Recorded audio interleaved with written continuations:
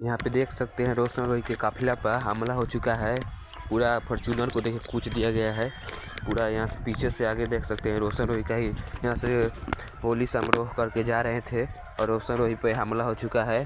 तो यहाँ पे आप लोग देख सकते हैं रोशन रोही के काफिले पर हमला हो चुका है।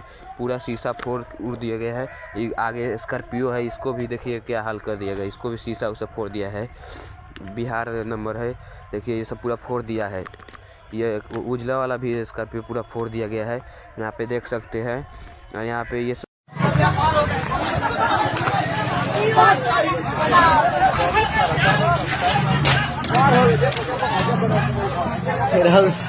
रोही बहिन चूर दिल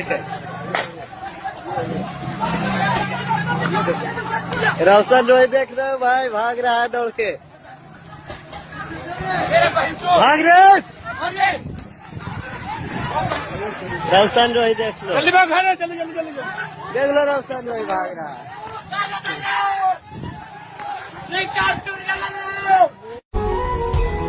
हैं रोशन रोही फिर से लौट कर आ रहे हैं।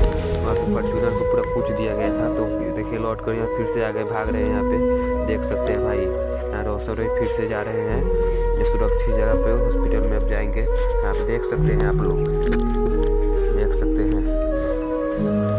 देखिए यहाँ पे भी लफड़ा हो रहा है, ये बचा रहा है सब, देख लीजिए, देख सकते हैं लाइव 1 तारीख